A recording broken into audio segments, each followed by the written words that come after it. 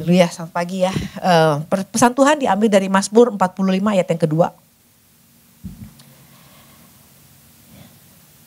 Untuk pemimpin biduan menurut, ini yang pertama dulu ya. Untuk pemimpin biduan menurut lagu bunga bakung dari Bani Korah, nyanyian pengajaran, nyanyian kasih ya. Yang kedua, hatiku meluap dengan kata-kata indah. Aku hendak menyampaikan sajakku kepada raja. Lidahku ialah pena seorang juru tulis yang mahir. Ini kalau di dalam terjemahan yang lain dikatakan gini. Kata-kata indah meluap dari hatiku. Ku persembahkan laguku kepada raja. Laksana, pena seorang pujangga mahir. Lidahku siap mengucapkan syukur. Ini pesan Tuhannya adalah gini. Jadikan lidah sebagai pena seorang juru tulis yang mahir ya. Nah sebenarnya kalau direnungkan bahwa pesan Tuhan ini adalah pesan yang sangat jarang ya. Kita ini pesan yang gak biasa gitu yang kita dengar. Nah tapi Tuhan kasih pesan ini buat setiap kita. Artinya ada sesuatu yang Tuhan mau ingatkan buat kita ya. Tuhan mau ada kata-kata indah ya yang meluap dari hati kita yang kita persembahkan sebagai lagu kepada raja. Ya, ini dan di dalam warta dikatakan gini, maksud pesan Tuhan ialah gini, berbicara tentang ungkapan hati tentang kekaguman seseorang akan Tuhan yang dinyatakan melalui perkataan yang keluar dari mulut ya. Sesuatu yang keluar dari mulut. Nah, kalau kita mau renungkan lagi ya bahwa selama kita ikut Tuhan ya, kita ikut Tuhan tentu waktu kita ada masalah kita ikut Tuhan ya. Tentu waktu kita ikut Tuhan kita punya pengharapan untuk pasti ada pertolongan di dalam Tuhan ya. Nah itu yang selalu yang kenapa orang banyak ikut Tuhan ya karena kita tahu bahwa di dalam Tuhan ada keselamatan, di dalam Tuhan ada pertolongan. Nah itulah yang akhirnya kenapa kita banyak kali orang percaya datang sama Tuhan itu dengan satu waktu dia datang sama Tuhan, waktu doa sama Tuhan isinya adalah gini, ungkapan-ungkapan bahwa Tuhan aku lagi dikhianati, aku lagi takut, aku lagi dalam kondisi yang tertekan Tuhan, aku ada dalam kondisi yang dimana ada tagihan yang belum aku bayar dan aku betul-betul putus asa Tuhan. Ada aduan-aduan, ada ungkapan-ungkapan kesusahan yang kita ungkapkan sama Tuhan. Walaupun di awalnya mungkin kita bilang Tuhan engkau luar biasa, engkau baik. Lalu kita ungkapkan kesusahan-kesusahan kita. Kesedihan, ketakutan, kekecewaan, betapa kita sakit hati dikhianati orang. Dan kalaupun sampai kita bilang Tuhan engkau penolong. Karena kita gini, kita berharap bahwa Tuhan bisa tolong kita karena kita dalam kesusahan. Salah nggak? Nggak salah juga gitu loh. Memang tuh kita datang sama Tuhan kita bisa ngomong apa aja. Tapi apakah kita tiap kali datang sama Tuhan kita mengungkapkan segala permintaan kita dan permohonan kita terus menerus gitu loh. Kadang-kadang gini, waktu kita lagi di luar, waktu kita lagi sama-sama teman kita cekakak-cekiki happy banget kita. Tapi begitu masuk ke dalam doa, yang diungkapkan cuma hati yang sedih, hati yang terluka, hati yang susah, gak bisa bayar ini, gak bisa bayar itu. Aduh Tuhan tagihan nih bentar lagi, aduh cicilan bentar lagi, Tuhan tolong saya. Saya tahu Tuhan bisa bikin mujizat. Kalaupun kita memuji Tuhan, kita memuji karena kita minta ada pertolongan Tuhan. Sekali lagi gak salah gitu ya. Nah tapi kalau mau jujur bahwa semua yang kita ungkapkan di hadapan Tuhan tuh fokusnya adalah kita. Tentang masalah kita. Tuhan anak saya sakit nih. Tuhan sembuhkan anak saya. Aku percaya bahwa Tuhan bisa menyembuhkan. Fokusnya kita. Nah sekali lagi gak salah. Tapi kalau terus menerus kita datang sama Tuhan dengan ungkapan-ungkapan yang seperti itu. Nah ada saatnya gini. Waktu kita udah doa. Kita memasuki tahap penantian kan. Kita udah doa, kita minta sama Tuhan. Kita berharap ada janji Tuhan. Kita masuk dalam masa penantian. Gak datang-datang juga ya. Kok kelihatannya gak ada tanda-tanda pertolongan Tuhan nih. Kayaknya masih jauh dari pertolongan Tuhan. Padahal saya udah melayani loh. Padahal saya rajin loh ke gereja. Padahal saya rajin loh doa. Kok gak ada pertolongan pertolongan Tuhan ya.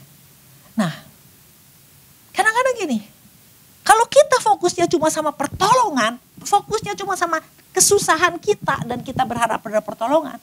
Kalau fokusnya cuman kita, ada di dalam tahap di mana kita lama-lama lemah. Kok nggak datang-datang juga ya? Kok nggak ada jawaban doa sih? Padahal saya udah begini begitu. Lama-lama orang bisa lemah. Ada ketawaran yang mulai datang. Nah, beberapa minggu yang lalu Tuhan ingatkan, ada yang orang-orang yang udah mulai kendor.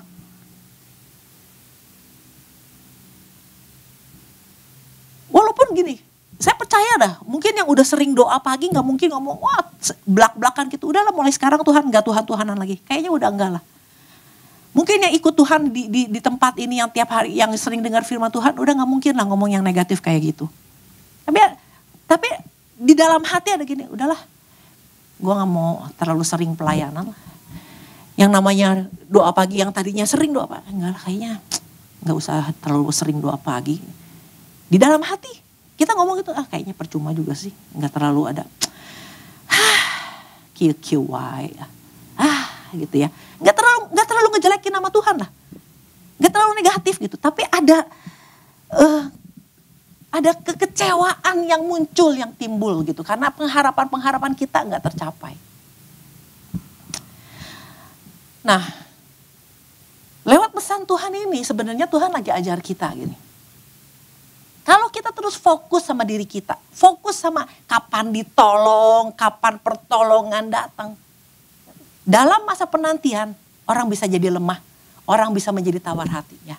Jadi orang lama-lama bisa menjadi kehilangan pengharapan ya. Nah, Tuhan ingatkan gini. Lewat pesan Tuhan ini kita diingatkan gini. Jadikan lidah kita pena seorang juru tulis. Kata-kata yang meluap dari hati kita, kita persembahkan lagu buat Tuhan. Laksana seorang pujangga mahir, lidahku mengucapkan syukur.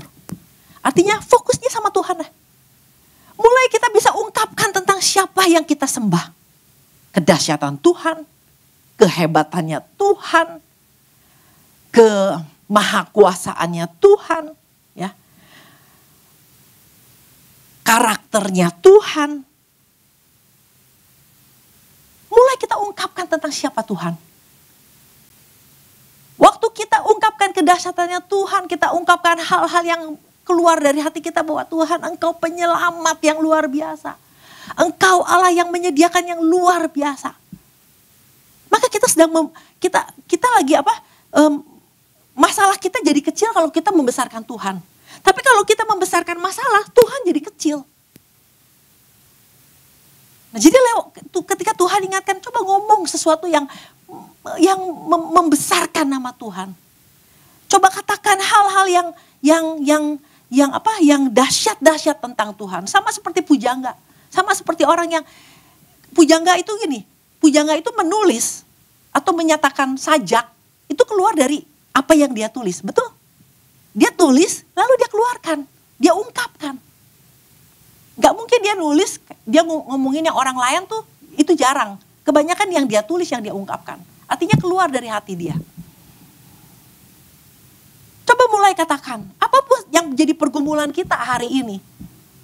Kita bilang sama Tuhan, Tuhan aku percaya Engkau dahsyat. Nah ini yang dikatakan kalau di gereja itu kita sering dengar kata pujian dan penyembahan. Praise and worship.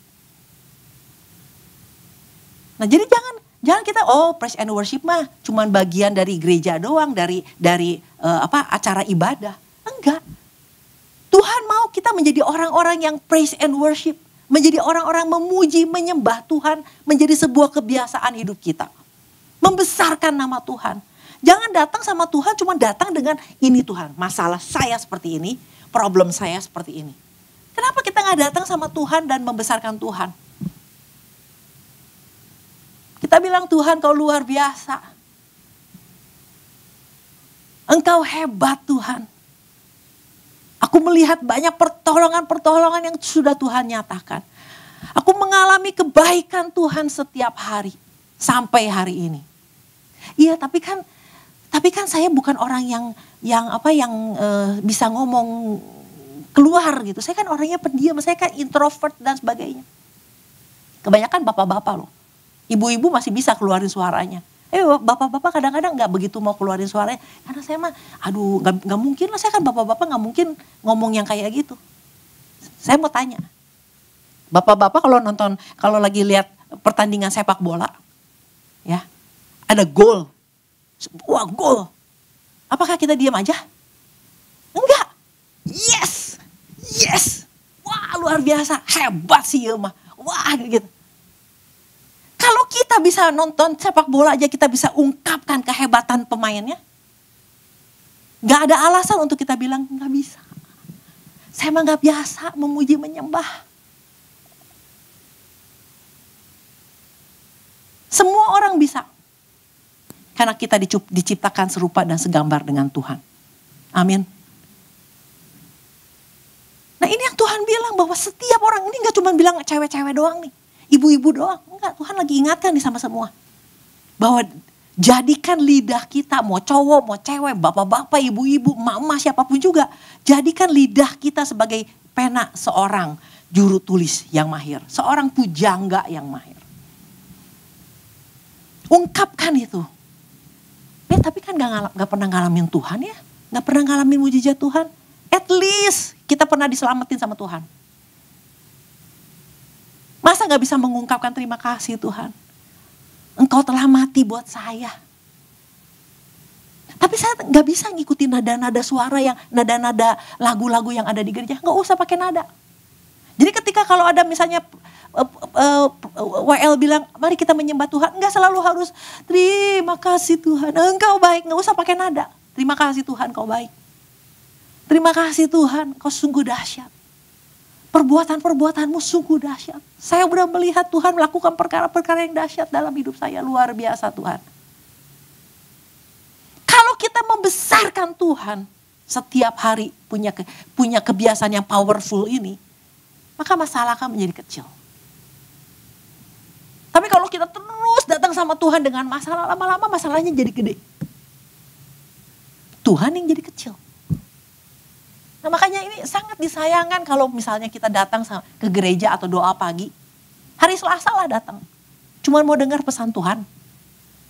Padahal praise and worship-nya itu bisa membawa kekuatan buat kita. Powerful. Mungkin kita di rumah kita gak bisa menyembah.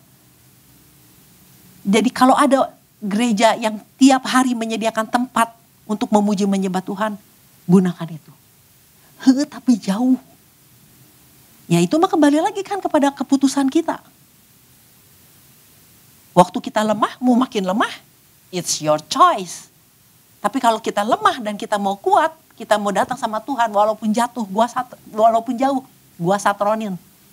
Gua datang karena kita tahu di rumah Tuhan ada kekuatan. Bahkan di Mazmur 22 dikatakan gini, Allah bertahta di atas pujian umatnya. Jadi begitu kita memuji menyembah Tuhan ya, dengan mengeluarkan kata-kata yang keluar dari mulut kita. Orang kadang-kadang gini, tapi saya menyembah Tuhan, memuji Tuhan di hati, dalam hati doang. Nah itu dia kebiasaan. Makanya kalau kadang-kadang kan bapak-bapak suka bilang, saya mah muji menyembah tapi dalam hati. Itulah masalahnya, kenapa istri-istrinya suka nanya, lu teh sayang gak sama gua? Gak pernah diungkapin. Sama istri aja gak ngungkapin, apalagi sama Tuhan. Tapi Tuhan mau kita, dikatakan jadikan lidahmu. Jadi bukan di dalam hati. Ada ungkapan yang keluar. Ada suara yang dikumandangkan, yang dikeluarin. Berapa sering kita ngomong Tuhan, aku cinta engkau, aku mengasihi engkau. Berapa sering kita pernah ngomong gitu sama Tuhan?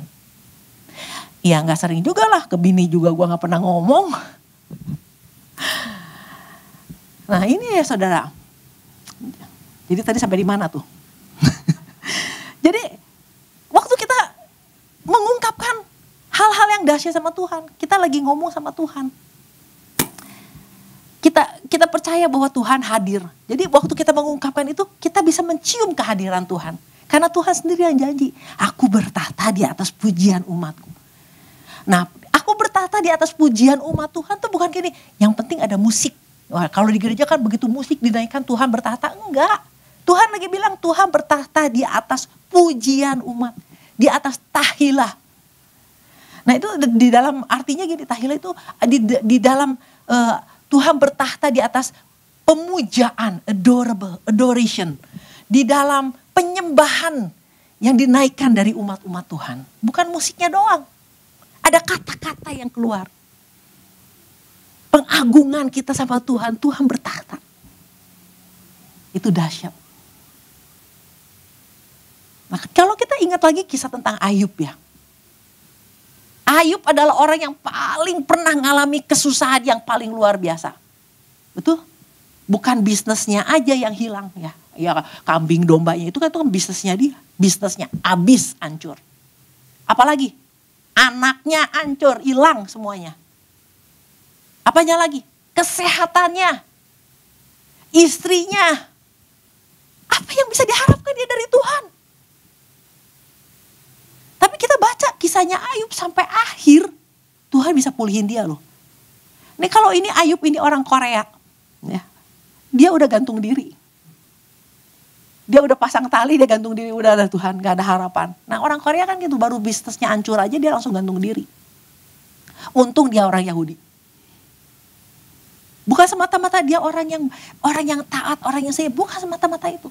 Kalau kita lihat di dalam Ayub. Ayub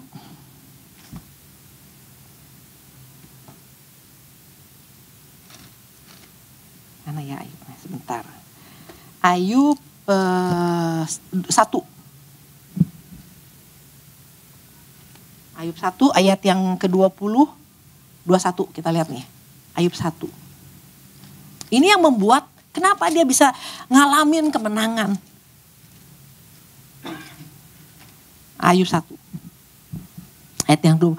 Maka berdirilah Ayub. Ini waktu Ayub udah ngalamin semuanya ancur-ancuran ya. Maka berdirilah Ayub lalu mengoyakkan jubahnya dan mencukur kepalanya. Kemudian sujudlah ia dan menyembah.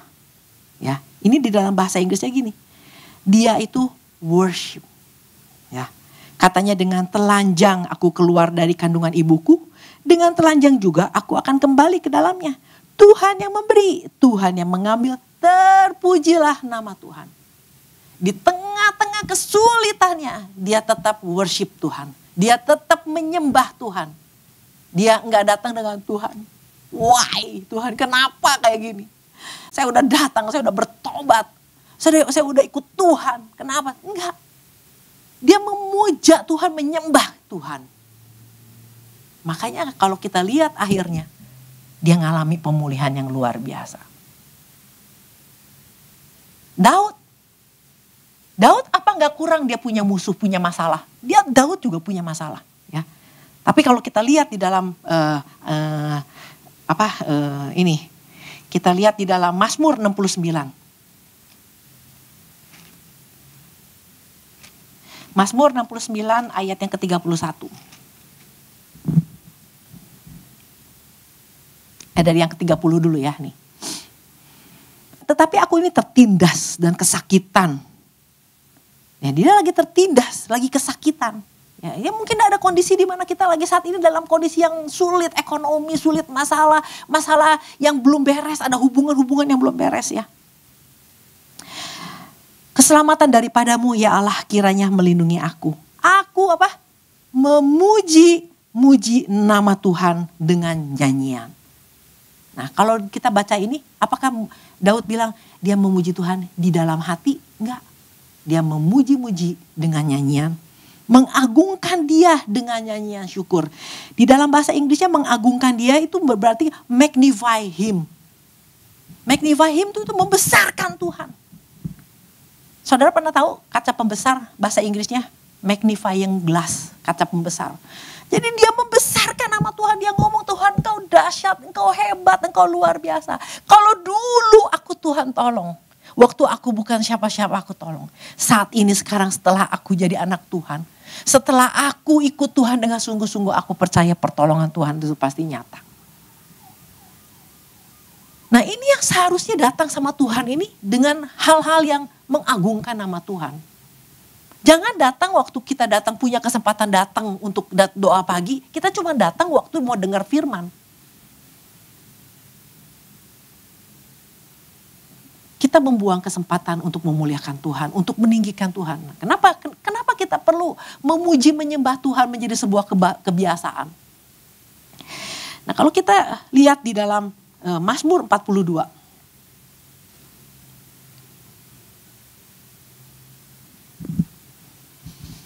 Jadi kalau kita datang menyembah Tuhan, boleh gak pakai bahasa roh? Ya boleh.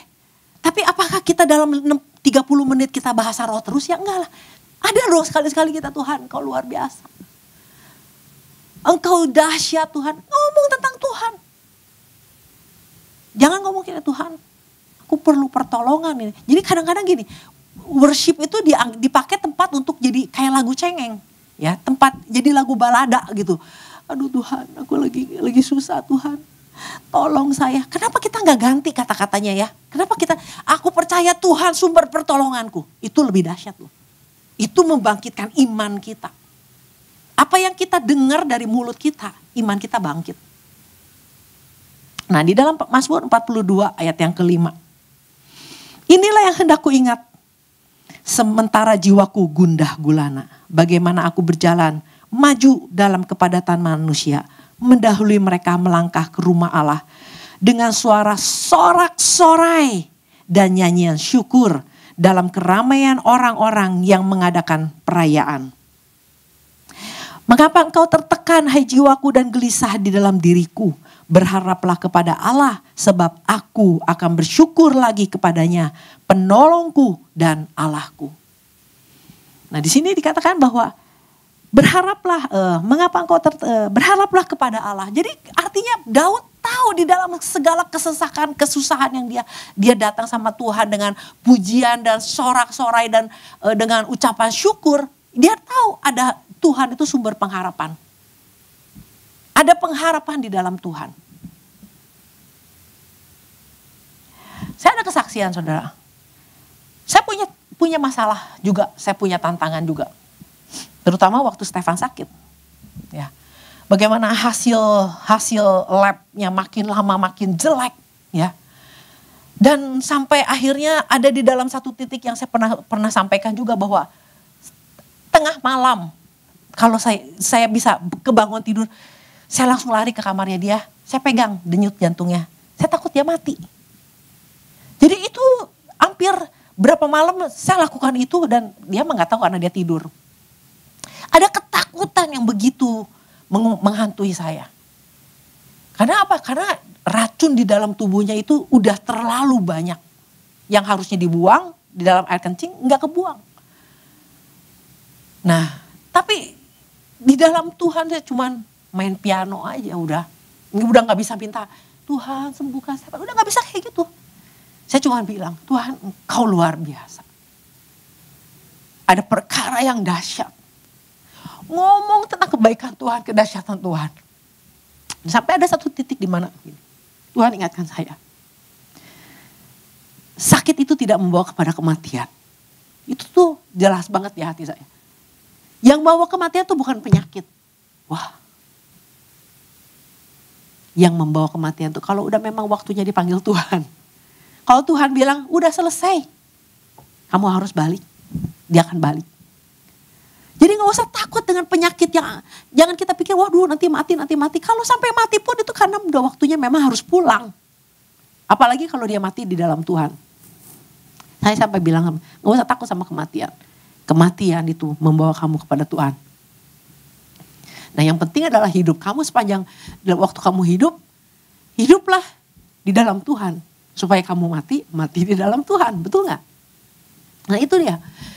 Nah tapi itu ketika ada pujian yang terus dinaikkan. Udah gak tahu lagi mau ngomong apa, minta apa sama Tuhan kan. Yang saya cuma tahunya Tuhan dahsyat kok.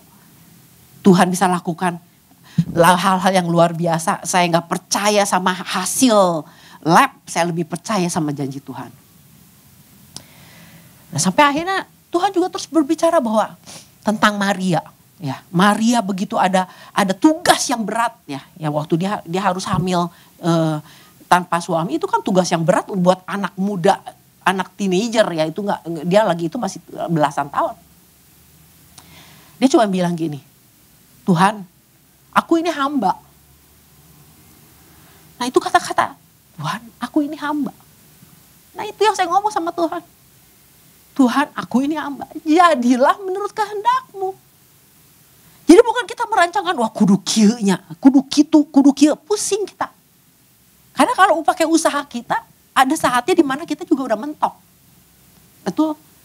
Tapi kalau kita bilang, Tuhan aku ini hamba. Jadilah menurut kehendak Tuhan aja deh. Tuhan tahu kok yang terbaik. Nah ini yang namanya di dalam Tuhan. Kalau kita memuji, menyembah Tuhan, kita naikkan kata-kata yang dahsyat, pengagungan kita sama Tuhan. Ada pengharapan kok. Tuhan bisa ngomong, Tuhan bisa kasih tahu di dalam hati kita. Nah jadi waktu Tuhan ingatkan kita tentang pesan Tuhan, jadikan lidahmu sebagai pena seorang juru tulis yang mahir. Bukan cuma sekedar, wah Tuhan pengen dipuji-puji ya. Bukan cuma sekedar Tuhan pengen dipuji. Bahwa di dalam segala hal Tuhan turut bekerja untuk mendatangkan kebaikan buat kita juga. Karena begitu besarnya Tuhan mengasihi kita. Amin. Nah ini juga yang terjadi sama, kemarin kita udah dengar dari kisah yang disampaikan sama Pak Aping ya tentang siapa tuh? Paulus dan Silas ya. Paulus dan Silas. Mereka ditangkap karena mereka memberitakan nama Tuhan. Masuk penjara. Ini penjaranya kan bukan penjara yang kayak sekarang kan. Pak Ishak juga pernah sampaikan. Yang ada di dalam tanah, yang gelap, yang kotor, yang bau, yang jijik, yang apapun gitu. Dia gak tahu hari ini di penjara, besok mau dipenggal. Mereka juga gak tahu apa yang akan terjadi dengan hidup mereka besok. Mereka gak tahu, Tuhan. Kenapa Tuhan saya memberitakan firman Tuhan, kenapa saya jadi begini Tuhan? Tuhan gak adil, Tuhan gak adil. Dia gak ngomong gitu. Mereka gak bilang Tuhan gak adil. Alkitab mencatat apa? Kita lihat di dalam Kisah Para Rasul 16.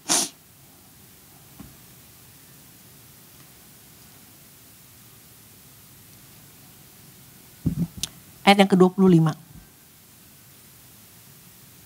Tetapi kira-kira tengah malam, Paulus dan Silas berdoa dan menyanyikan puji-pujian kepada Allah. Ya. Akan tetapi terjadilah gempa bumi yang hebat sehingga sendi-sendi di penjara itu goyah. Dan seketika itu juga terbukalah semua pintu dan terlepaslah belenggu mereka semua. Wah. Mungkin kita hari ini ada di dalam penjara masalah yang belum beres.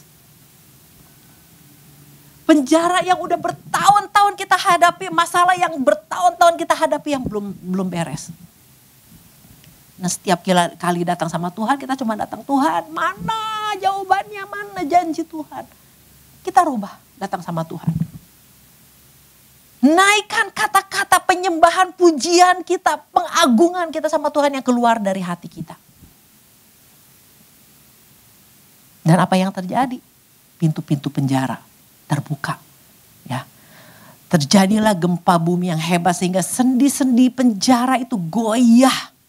Seketika itu juga terbukalah semua pintu dan terlepaslah belenggu mereka semua. Mungkin buat ketika kita dalam masalah ya, orang lain dengar kita punya respon yang berbeda. Mereka akan tanya, wah kenapa ini orang beda ya? Mereka gak akan tanya, lu banyak duit, Allahnya siapa? Enggak. Karena orang yang di luar Tuhan pun juga bisa kaya. Tapi ketika kita dalam kondisi tertekan, kita kondisi dalam masalah dan kita masih bisa dalam kondisi yang kuat karena kita memuji-muji Tuhan kita. Mereka akan tanya, mereka akan melihat siapa Allahnya? Agamanya apa nih orang kok begini? Nah, waktu kita mengagungkan Tuhan dengan segenap hati, ya di gereja, waktu ada penyembahan, kita angkat tangan dan kita dengan segenap hati. Orang yang datang yang tadinya malas-malas angkat tangan juga, saya ingat itu dulu, itu pengalaman saya pribadi. Dulu saya kan Katolik ya. Di Katolik kan gak ada tuh yang namanya angkat tangan, semuanya hening, mengheningkan cipta terus pokoknya setiap ibadah. Nah satu hari saya diajak sama teman saya pergi ke sebuah KKR. Waktu itu saya masih kuliah di Amerika. Saya pergi dan waktu itu saya gak ngerti apa-apa. Tapi di situ saya mendapat lawatan Tuhan karena saya ngeliat gila, oh ini orang menyembah Tuhannya luar biasa. Mereka luar biasa, mereka menyembah Tuhan seperti Allah itu begitu dekat. Gitu. Toh selama ini saya menyembah Allah yang saya juga nggak tahu ada di mana Allahnya. Nah begitu saya melihat itu saya merasakan bahwa wah hadirat Tuhan yang luar biasa. Sepanjang KKR itu saya cuma bisa nangis. Merasakan Tuhan. Nah jadi inilah yang harusnya jadi kesempatan buat kita ketika kita punya kesempatan datang sama Tuhan. Katakan hal-hal yang dahsyat tentang Tuhan. Ya tentu dari hati ya. Dari hati karena Tuhan dikatakan bahwa Tuhan mencari penyembah-penyembah yang menyembah dengan segenap hati. Yang menyembah di dalam roh artinya yang penyembahan kita bukan di bibir. Tapi keluar dari roh kita. Dalam roh dan kebenaran. Yang nggak cuma sekedar nggak ngalamin tapi ngomong gitu kan. Nggak mungkin. Pasti kita ngomong karena kita menyembah karena kita mengalami hal-hal yang dahsyat dari Tuhan. Nah Tuhan mencari penyembah yang demikian. Bahkan Tuhan dikatakan Tuhan menuntut, Tuhan menunggu. Ya ini artinya seteo. Tuhan nunggu orang-orang yang bisa menyembah seperti itu. Yang keluar dari hati kita. Yang keluar melalui bibir lidah kita sebagai sebuah ungkapan. Jadi gak akan ada lagi yang bilang, apalagi laki-laki yang bilang bahwa gak bisa, gue mah cuma bisanya di dalam hati. Tuhan bilang lidah. Kalau Tuhan bilang lidah, Tuhan bilang ungkapkan, artinya suara yang keluar. Ada kata-kata yang kita ungkapkan. Nah oleh karena itu biarlah kita belajar sama-sama. Dan kita percaya bahwa waktu kita menyembah Tuhan, bukan cuma sekedar meninggikan Tuhan. Tapi kita sedang membesarkan Tuhan dan masalah kita menjadi kecil. Datang sama Tuhan, bawa pujian dan penyembahan kita. Ini bukan masalah lagu cepat sama lagu pelan, bukan. Masalah penyembahan ya, pujian kepada Tuhan, penyembahan kepada Tuhan. Semuanya tentang Tuhan. Maka masalah kita akan menjadi kecil dan kita semakin hari percaya iman kita semakin besar karena kita percaya kita punya Tuhan yang luar biasa. Demikian firman Tuhan, Tuhan berkati.